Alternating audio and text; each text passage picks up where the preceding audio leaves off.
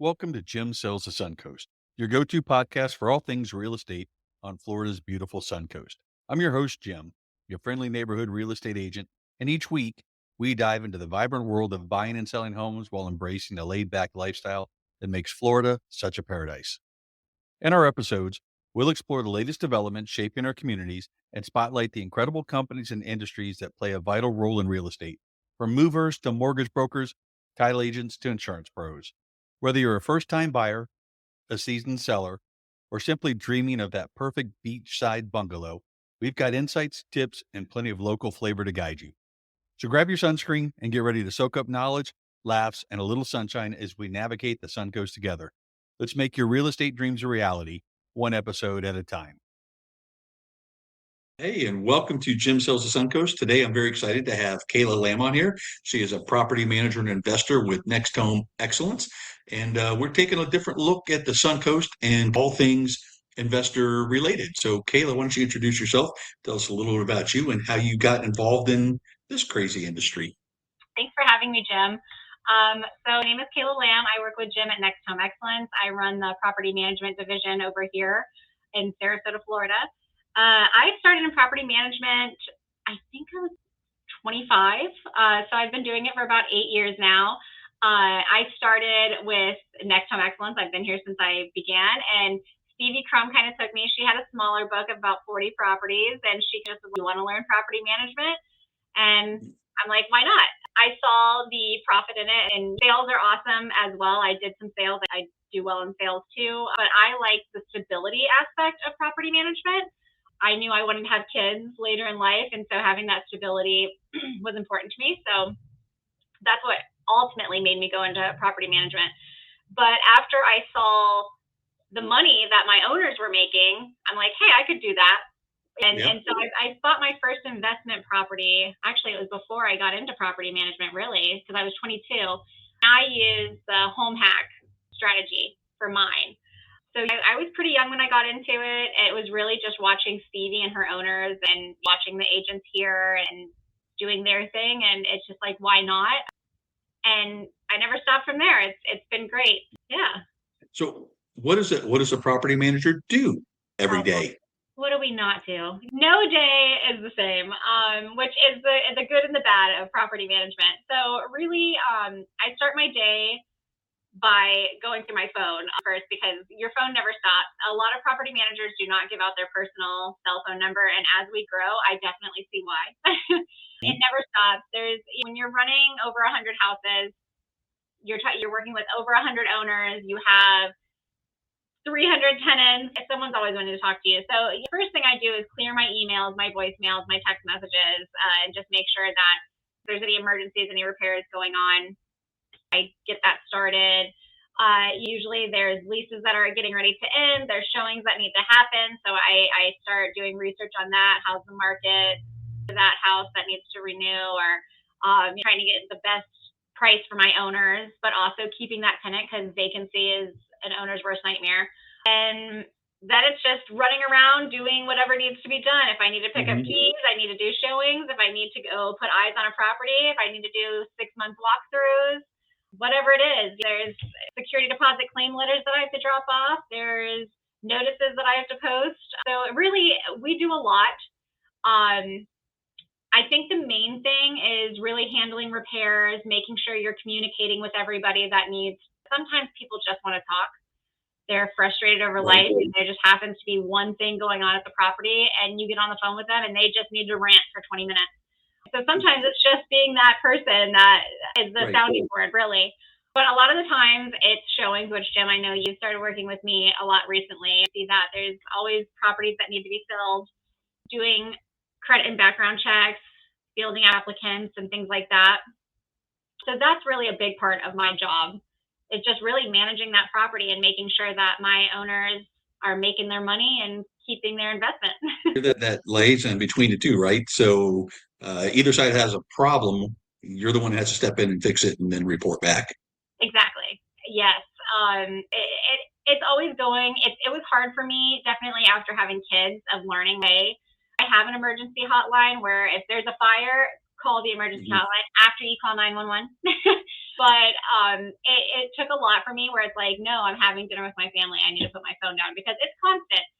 There's always people who are trying to get a hold of me and need to talk or want to talk, and there's always something going on. So just being that middleman. And what kind of properties do you manage on the Suncoast? So I started really just doing condos and single family. Now I just recently took over my first multifamily. I partnered with Desiree Doggett, who is a big property manager here in Sarasota, Florida, and she's been an awesome partnership. She's amazing, and she does multifamily, pretty much only multifamily. So that really opened up the doors here at NextHome Excellence to start and seeing how to run a multifamily, because there's a lot more profitability in multifamily for owners and for us as property managers. You have one owner of 15 doors rather than having 15 to 30 owners for 15 doors. So only having to communicate with that one owner, you get to know them, they get to trust you, and that relationship just becomes a lot more streamlined. So we do almost everything here. We're doing multifamily, we do single family, we do short term with a 1 month minimum. We do not do Airbnbs or VRBOs. We don't do daily or weekly rentals, but we do 1 month seasonals. Which is very popular here because a lot of the places you can only have a 1 month lease. A lot of them don't like the apartment style. And then we do multifamily. I will say the one thing that we do not do is commercial, which we are working on finding someone to partner with, because that's a door that I would love to open and learn about. I'm someone who likes to learn about everything, and I love partnering with different people who know things that I don't and learning from them. So that's something that we're definitely interested in diving into. But right now we don't do it. We don't manage commercial properties. Right. And then let's talk a little too about some of the terms we're going through here, because I know the first time I heard it, it's a whirlwind and it's different, right? So we talk about doors, which is really the number of rental units that you have, whether it's 1, 15, or 30, and then multifamily. So I know we're thinking residential, and smaller investors are single family homes or single condos or townhomes up to 4 in one location, right? And then multifamily would be 5 or more, apartment complexes, small apartment buildings, those kind of things. Right. So thanks for taking that, because it's hard sometimes. I forget that you don't know the difference. But so just recently we took over a 15 door apartment building, and it's actually an apartment building that has 8 units, 4 on the top, or 4 on the bottom, 4 on the top. And then there are 2 sets of duplex on the same plot. So it's 15 units, and 12 units. And so there's one owner for those 12 units. And it's easier because you have one owner that's making the decisions that you're communicating with. So if something's going on, I learned that owner. I know who he wants me to use for plumbing. I know who he wants me to use for the handyman things, putting up, if a shower needs to be regrouted, I'm going to call this person. I know at what price point he wants me to communicate with him, or if he just wants me to leave him alone. If it's $200, he's like, don't even bother reaching out to me. So it makes things a lot easier, where it's also a lot more profitable for the owner too, but it's easier for us because, like I said, it's one building, it's one contractor. That contractor usually knows the building. They've been working with the owner for a long time, same tree people, same grass people, all the things. So that's been a great, for a lot of investors. I think a lot of people are going towards more multifamily. It takes more money to get into because usually the buildings do cost a little more upfront, but the profitability is higher as well, because you have now 12 doors that are renting out and that are income revenue, where if it's only 1 or 2, if you don't have that 1 unit rented out, you're not making anything. Where if you have the 12 units, if you have 10 of them rented out and the 2 are sitting empty, it's really not affecting you that much. You're still making that mortgage payment. You're still making a little bit of an income. So that's the difference. So it's a progression, right? You work your way up. Exactly. So why invest in the Suncoast here? Why are so many investors looking at Manatee and Sarasota County? The real question, Jim, is why not? I think the biggest thing is we have no state income tax, right? That's a big one. That's a reason that a lot of people move down here. Every single time I take a new investor phone call, a new owner phone call, that's the first thing they mention is if they're just moving down here. They're thrilled about it. But also we are constantly growing here. We have new businesses coming here all the time. We have people just moving. We have people retiring here. There's a lot of jobs coming to the area, which is creating people. They need homes. The more people that come here, the more homes we need. So there's just a lot of different reasons. We don't shut down during the winter, so a lot of businesses are able to function year round, where when they're up north, they're closed 3 to 4 months of the year, which they're losing income during those months. We don't have that here. We don't have the snow. So there's a lot of different reasons, but I would say those are definitely the two most. Definitely during COVID, we saw a huge amount of people just flock here. And we didn't shut down. That was one thing, but a lot of people were able to work virtually from home, and they're like, why am I going to work here in the snow when I can go work in the sun in Florida? A lot of those people didn't have to go back to work, and they started to realize that actually people were getting more done virtually when they were coming into the office. So they were like, hey, we had a lot of people buying homes. We had a lot of people just move here and rent. So there's just a lot of reasons to move here, but definitely the two biggest is the no income tax, that I hear time and time again, and then also our weather. So would you say we're seeing more out of town or out of state buyers and investors than local as they're moving or finding this area? I would say a lot of people are out of state. Definitely the biggest one. It's funny because I swear every year it changes. This year for me, Texas, I'm having a lot of people from Texas coming down and buying or renting here, and they just decided to come to Florida. But it's funny because every year I'm like, oh, now it's this area, now it's New York. Right. But this year for me, it's Texas. But yeah, I would say a lot of people from different states. A lot of the time when I'm working with people who are moving and they're from here, it's usually, their job transferred them from Venice and now they're going to Northport, because a lot of things are building in Northport. We have a lot of new hospitals going in there. We have a lot of new just businesses, so they've been getting transferred. So they're looking, they're selling one home, transferring to another area, or renting. The same thing with investors. They're like, oh, we have Welland Park down there. Everything is building there. I'm going to buy an investment home there. And we've seen a lot of that. So many different owners now calling us who own something in Welland Park because they see how much Northport is growing, and the prices are still very low. Right. They're pretty low there. You can get a 3-bedroom, 2-bathroom house still in the 200s, threes. So they're growing, so that home value is going to continue to go up, and they can still make that good money in rent, and pay that mortgage off. So I would say definitely more out of state, but a lot of people here are also just deciding to buy because they see opportunity. Right.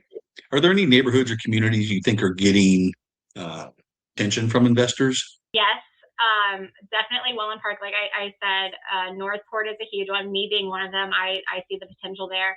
I'm seeing a lot more people go into the Parish area than I did before. And then also, obviously, Lakewood Ranch. I will say Lakewood Ranch is getting to that price point where it doesn't make a lot of sense if you're doing it as an investment property. But I do see a lot of people who are, in the heart of Sarasota. They're all living off of like Bee Ridge, Soda Springs, Colonial Oaks, and they're moving to Lakewood Ranch because it has opportunities for their family, their children, more out there. And so then they're deciding to rent their home and rather than sell it here in Sarasota Springs and Sarasota, because they can still get a good amount in rent here. And they're moving up in that area. So I'm seeing a lot and they of don't that. have the cost associated. Yeah. Makes sense. Let's look maybe some first-time investor questions, because I think, and I'm one of them, many listeners are curious but don't know where to start. So if somebody were going to look at their first rental property, what's the first step? There's two directions you could go with this, really. So say when I started out, I knew when I bought my first home, I wanted at some point to rent it out. I knew I was never going to sell anything I bought. So for me, I'm going to use the house hacking. I was young. I was by myself. I was single. It's like, why not? I bought my first house. I knew even though I was on my own, I wanted it to be a 3-bedroom, 2-bathroom because I knew that was where I was going to get the most profit. When I decided to rent it out, it was just me then. I knew at the long run that was where the money was. So I found a cute little block frame, 3-bedroom, 2-bathroom house. I lived there for a little under 2 years. While I saved to buy my second home. And that's how I bounced. So I did it with single family homes, which if I back in time, I'll be honest, I probably would have bought a triplex rather than and lived in one unit and rented out the other two and used that. But I did it in single family homes, and I still did very well. And I see people doing it all the time, and it's still a great way to go, right? Because it's still a growing value. I bought my first at 200 flat. I lived there for 2 years, and then I rented out now consistently. And the value now is around 350. So not only am I making the cash flow from it, but I'm also building that equity in it, which is awesome. But when someone's starting out, that's the way I did it. There's that way. But then say it's someone who they already own their forever home. They're not looking to move. They're not looking to bounce. They have kids. They have other things going on. Okay. Well, at that, the first thing, going to talk to your lender. Where are you at financially? When it's your time, you don't have that past landlord history. So you do have to come up with, that 25%. Interest rates are usually a little higher. So that's really the first step, is go and talk to your lender. See what you do, see what you can afford, first off.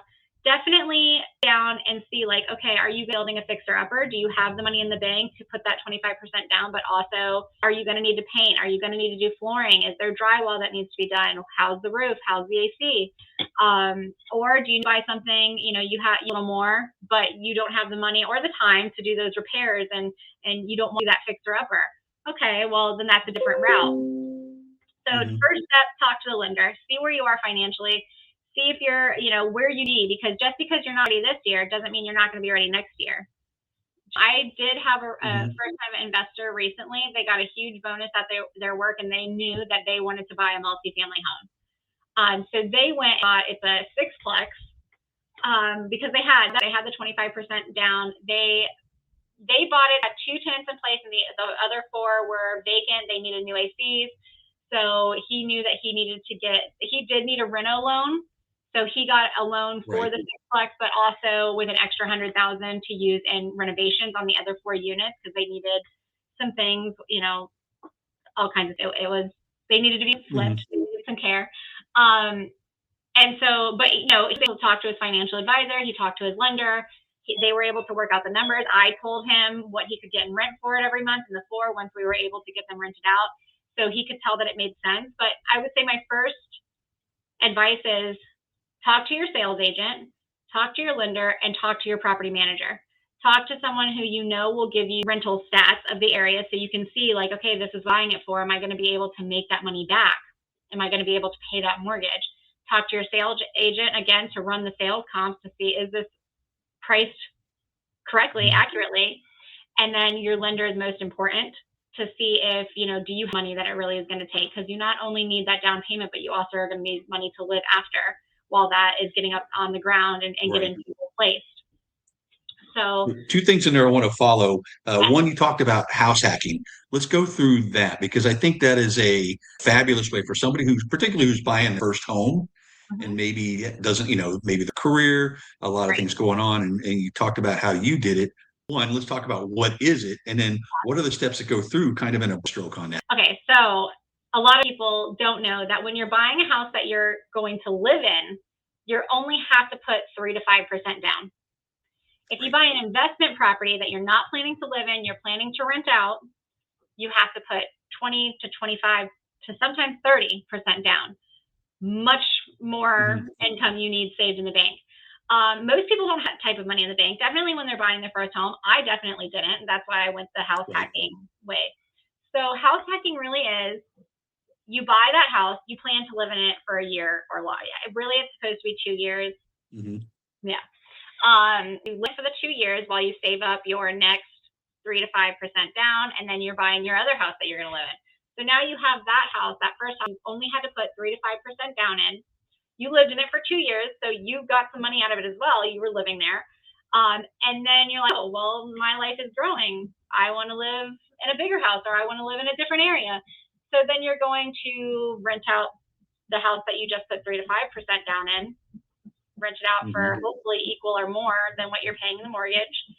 And then you're going to live and move into that next house that you also only had to put 3 to 5% down in, because you're also going to live in that house for another year or 2. So you live in there for another year or 2 while you save up that next 3 to 5%. You're growing. Your life is, it's evolving. Now you live in this area, or you want a bigger house. So you jump again. So now you have 2 investment properties that are cash flowing, making you money. You only had to put 3 to 5% down in, so you didn't have to have that big goose egg, of 25 down. And now you have 2 investment properties, and you own, your maybe forever home. And usually by that time, you're making that cash flow, and hopefully you're banking it. There's going to be repairs. There's going to be money that needs to be put in, because you want to also keep that asset. You want to keep up with that asset, because Not Right. only are you making that daily that monthly, but you also want to sell it for a profit, right? It's a long-term Right. investment as well. So you're going to be putting some money into that, but you're living in the other house. You're making that cash flow from those two properties. So hopefully, maybe by that time you have those two properties, and now that 30% down doesn't seem like such a stretch anymore. So then you can go and buy your multifamily or your Right. bigger. Right. But that's really what house hacking is. Some people will do that and build 5 investment properties. They start right at the time they're 30. They're 5 to 7 properties in, and they only had to put 3 to 5% down on each property, which is not so undoable. So that's what hacking is. Yeah, I think in a lot of sense, especially when you're starting out, where you might not have a lot of money, but you have time. So you can Right. put it in there and go through those couple of years as you slowly grow it. And at the end of 10 years, you could have 3, 4, 5 properties. And then you can go to that next step where you could accelerate it faster. And the fun thing about that is like, if you're a single adult, and this is why I say if I could go back in time, you can do it with a duplex. You can do it with a triplex. You cannot do it with a sixplex. You can't do it with a multifamily. A multifamily, anything over Right. 4 units, you are going to have to put that. It's an investment property at that point. You're going to have to put that 25 to 30% down. But you can do a duplex or a triplex. And with that, okay, so you're living on one side, you're collecting rent from the other two sides. You only had to put the 3 to 5% down. You're pretty much living for free, because hopefully your rents are paying the mortgage. Hopefully. Right. Even if it's not completely, say you're only paying $500 in rent. That's unheard of here. You're not finding anything for $500. You own the house. You're only paying $500, to survive. You also have that investment property that you can one day Right. sell. And as appreciation grows, you've got the cash flow covering the month to month, and down the road, you've got the appreciation. Exactly. So as a new person buying a home, you're probably working full time, maybe your partner's working. How do you manage this? And that goes right into a property manager. So Right. what does a property manager do? Why should some property manager rather than do it themselves? Oh God, there's so many reasons. Well, just shoot for a day and you'll see. Exactly. Why they- Managing a property is a lot more work than a lot of people think. And honestly, it's not so much because of the house, it's because you're working with the public. And that's just me being honest. You're working with other people. You have to be able to wear 7 different hats at once and be able to communicate with all these different types of people. And it can be hard. Definitely when you are emotionally attached to that property. You bought that property. You built that property. You're gold. The tenant doesn't see it that way. They don't see Right. the money and the energy and the time that it's spent for you to put in that property. And that, I will say, is probably one of the biggest mistakes that I see owners make, is that they are very emotionally attached to that property and the things that are in that property. And you're like, but this is an investment. It's a business. It's not Right. it's not your home. So I would say that's the one biggest reason to hire a property manager. But also, when you're time, if you're triplex, are you able to answer phone calls? Definitely when you have an emergency, say you have a storm came through and, now you have a roof that's damaged, you have windows that are out, that, your electricity, you're also dealing with your own home. There's a lot going on there. Do you have a team in place?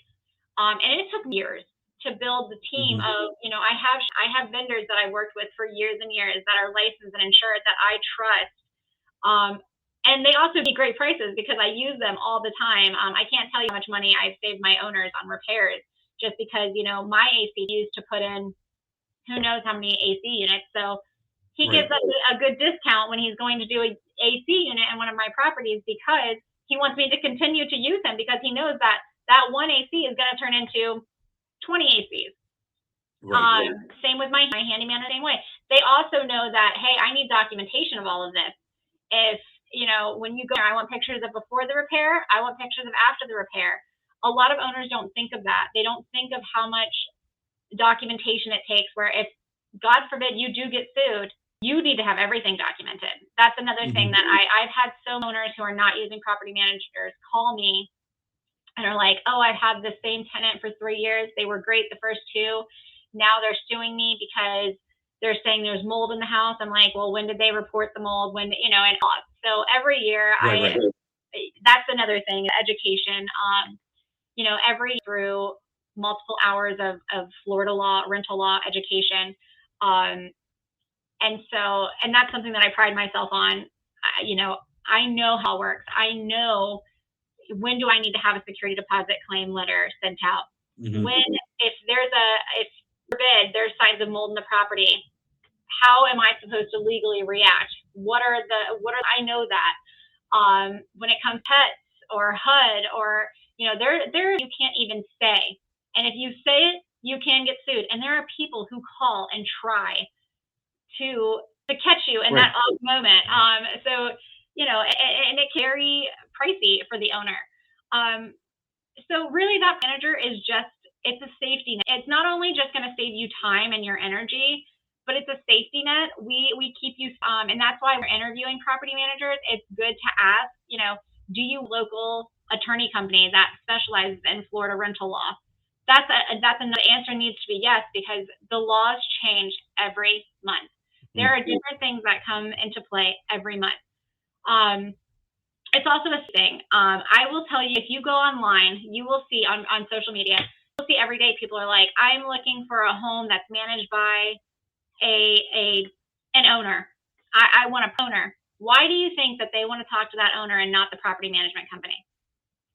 Because they know the property management company is going to run that credit and background check.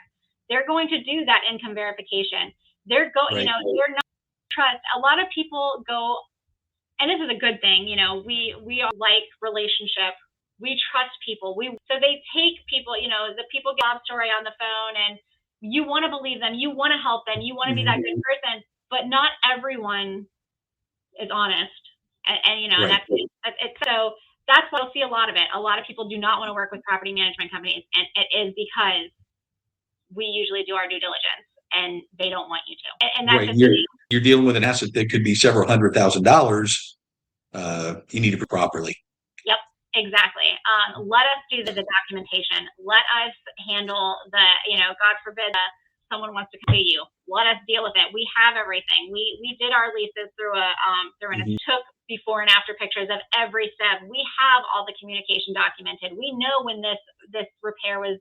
We know if when we worked on it. We can literally dive in it and show everything. So a lot of the times when people are like, "Oh, we're going to sue you over this," I'm like, "Okay, come on, I have," and then further they're like, "Oh crap." So it's really a safety net having a property manager. Yes, we cost money, we do, but we also save a lot of money too if you use the right. It costs a lot less for a property manager than a lawsuit. Exactly. So let's kind of talk about the spectrum of services. I know you mentioned a couple of them in there, but like screening tenants and maintenance, kind of just a quick overview of some of the steps. If somebody was going to come with you, what would you be able to do for them? Yeah, so we have different packages here. So I'll go through our main one, full service. So you come to us. We do professional photography at our cost. Photography goes such a long way. When there are several things available, you want your property to stand out. So we do professional photography at our cost. We market everywhere. We spend a lot of money in marketing. We are on every rental site. We are on social media. We really try to cover all bases. Once we start getting inquiries and getting showings, we do all the showings. We handle all the inquiries. We answer all the questions. You're only talking to me the whole time, mostly me. So you're just one person. Usually I'm just texting, like if it's something I don't know, hey, what size is the air filter here? It's just me. You can text me whenever you want. And once we someone who's interested, we do full credit background checks. I do work verification, income verification. I do past rental history. So if they had just moved out, obviously I go back to what they've told me, but I am calling those past landlords. I am making sure that I get at least 3 past rental histories, unless they owned. And at that point, I even look up warranty deeds to make sure that they did own that home and they did sell it. So we do all of that. Then we get our leases done by Sinwise, which is a local attorney's office here that we work with hand in hand. They specialize in Florida rental law. So a full move-in inspection. That move-in inspection is top. There are pictures, Jim. It's the bottom of this property. So we know the condition that we're handing this property over to this tenant. And when it needs to come back in that condition, or we have the proof to do that security deposit claim. We collect the funds in security. We hold it in our escrow account, so you don't have to worry about the escrow. That is where landlords get sued, is with that escrow account and the security deposit and last month's rent. Where is it being held? What was it used for? So you don't have to worry about that. Then we do the move-in. We'll make sure the keys are made. We'll make sure the house is clean. We'll make sure it's completely ready for that tenant. They move in. That's really where the most of them comes in. Right. And then as they're living there, we are fielding all the repair calls. If there is a hurricane coming in, we're sending out the emails of like, make sure that you're prepared. We're texting those tenants to say, hey, are the windows boarded? Did you bring in the outside chairs? And if there's nothing else that can come through that window or cause damage to the property. We do the 6 months to just make sure that that tenant is taking care of the property the way they're supposed to. There's no hidden pets, no extra cats living in the property. So we handle it to finish. Luckily, our company does have a big success rate with keeping tenants, which is great because the less vacancy, the better. Vacancy is really the owner's worst nightmare. That's where they lose the most money, is when that property is vacant. So a lot of our tenants stay with us because we do take care of our property. We are very nice to our tenants. We try to take care of our tenants. And honestly, a lot of owners will get mad sometimes because they're like, hey, I feel like you're taking care of that tenant. I'm taking care of the tenant because I'm taking care of you. I want that tenant to stay. They're paying rent on time. They tell me when things are going wrong in the property. They're taking care of your assets. Let's keep them. Because if we lose them and we have 2 months of vacancy, and then we may not get that great tenant who's paying on time. That communication, we keep between the owner and the tenant. But say they do out, we handle the security deposit claim. We go back in, we do all the move out pictures. If there's anything damaged, we handle the repair. We make sure that the security deposit claim letter is sent out in the 30 days that it's supposed to, or if there are no claims in the 15 days. Because God forbid the owner forgets to send out that security deposit claim letter and they do it in 32 days.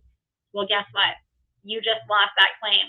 So you have a $1,500 claim. It's gone. That tenant can go back and they will win because you sent it out in 32 days rather than 30. And you didn't send out it properly. You didn't do it certified mail. You didn't send it with the letter. There's so much.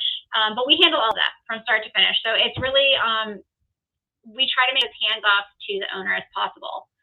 And then we have finder's fee package, which is just that front portion of, screening the tenant, doing the pictures. And then once they're placed, we hand everything off to the tenant or off to the owner in a nice, pretty bow. We introduce tenants and owners together, and then the owner manages it after that. I will say I do those a lot, and I get a lot of calls during the tenancy. How do we handle this? What do we do if this happens? And I'm always happy to answer those questions because I want to keep the relationship with the owner, and I truly do want people to just be happy. And then they come around and use us full management next time. Yeah, I think people realize how much time and effort really goes into it, not only initially up front, with all that detail, but the ongoing touches that have to happen so that you have a good outcome. I mean, you could do nothing and then have lots of issues afterwards, but you want to try to prevent that.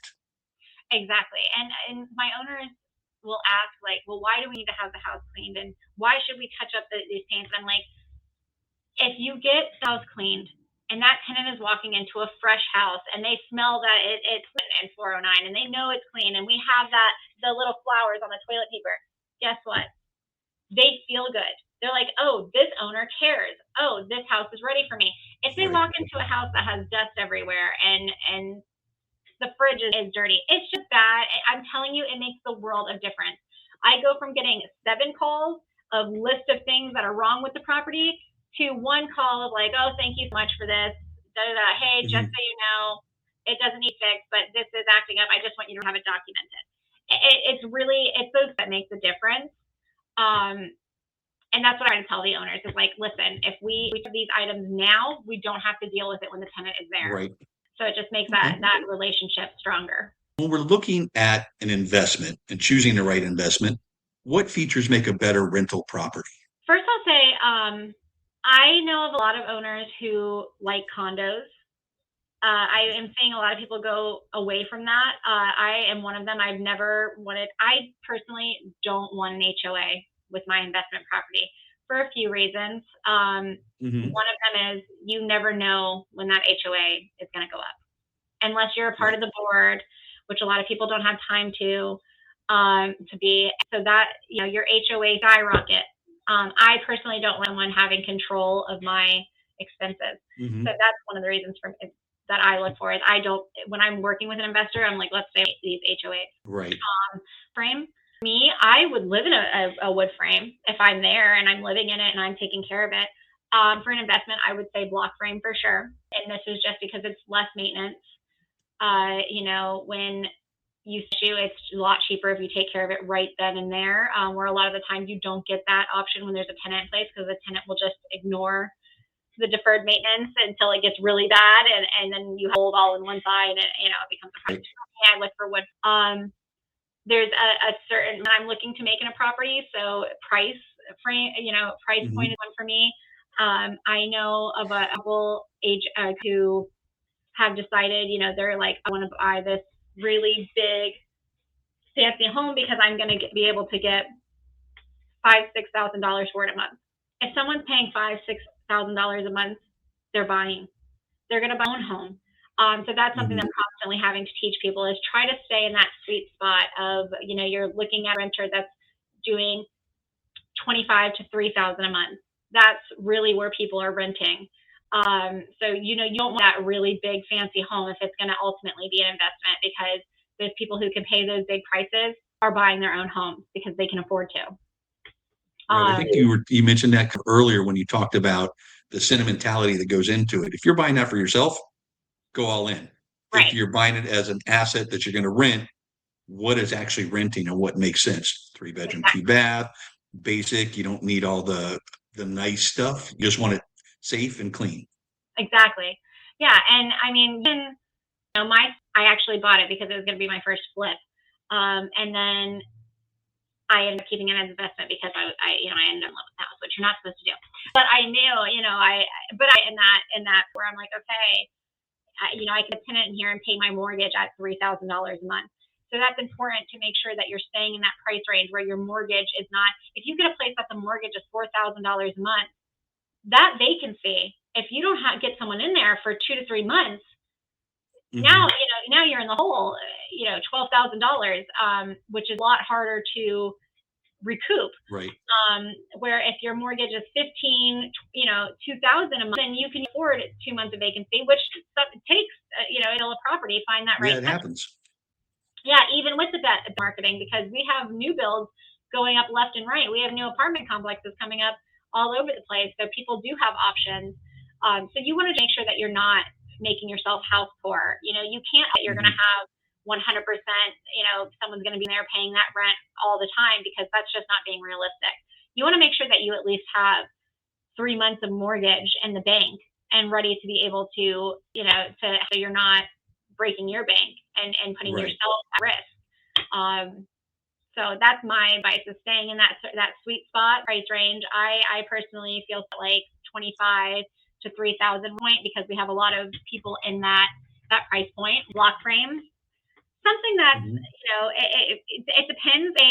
Someone who could be a contractor, but you're just like that handyman and you can do it all yourself. Great, buy that thing that you can flip, and you can put the money into it. You build it up yourself and then get it on the market. That's great. A lot of us are not there, so yeah.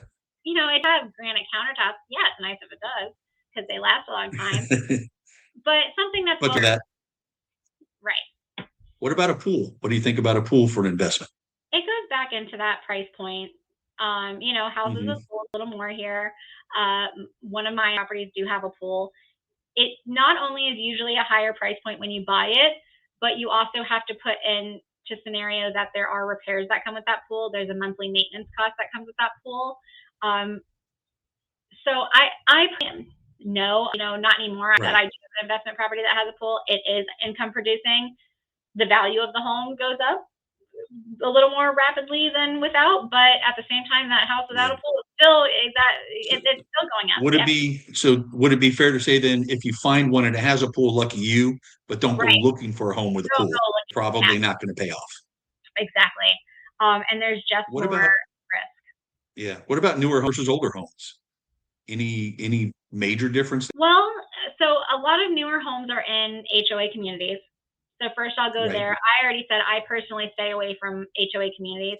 And a lot of newer communities, the HOAs start in the 200s, and then when they're done building, they shoot to the 600s or 700s. So there you go with, you don't know if that HOA fee is going to go up in the next 2 to 3 years, which for long-term investment, that's a big. There are good things about HOAs. Usually they cover the lawn. Mhm. Usually they cover taxes. They do cover things, but I'm telling you, they are collecting more than what Right. they're providing, because who's paying Well, those if you people? base your business plan on, paying 200 a house and there's 500, now you are negative cash flow, which makes it very hard to continue to own that place. And HOAs don't go down Yeah. very rarely. So What do but I what do mean, ask for you most?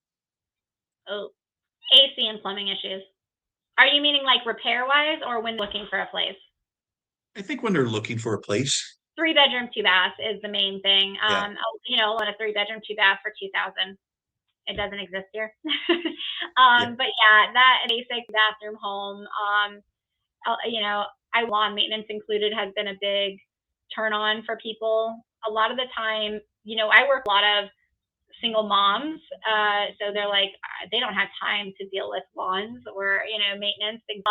But really, it's that 3-bedroom, bathroom, safe neighborhood. That's another thing. You want it to be in a safe community, in an area that you worry about crime. And then also a house that's in an area that has shopping nearby. That's another big one that I get. We have a lot of people out of Okay. state Yeah. here. Yeah, and they a lot of virtual showings, where I'm just on my phone with them and I take them around, and I will tell you every single one of them are like, "Can you drive around? Can you show me where the nearest Publix is?" Can you because they Right. want to know, they don't area, so they want to know that they're, first off, that the community's safe, and second off, that they know where they get their stuff from, their groceries and Well, stuff. that's how we give directions. You're going to drive by the 2 Publix and then turn at the Exactly. 3rd. Yeah, there's a McDonald's there. That's right. Exactly. So, All right. The lightning round to wrap this up. okay. Best investment advice you ever received Buy low, sell high. No, buy now. Buy now. about rental properties. The landlord is rich. Biggest landlord mistake. Hire a property manager. Don't get AC maintenance contract. Get the contract. Do it. It's worth it. Yeah. We're in Florida. Most overlooked expense. Ooh. Fines, deferred maintenance. Maintenance, big one. Owners Mhm. don't want to put money into the home. A lot of them, they don't have the money to put in the home, and it's really important to continue to put money into Right. that home and update that home.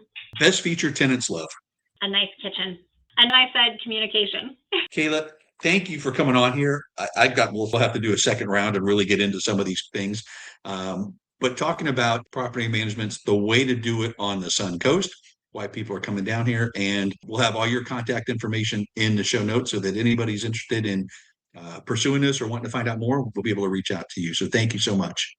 Thank you, Jim. And that wraps up another sunny episode of Jim Sells the Suncoast.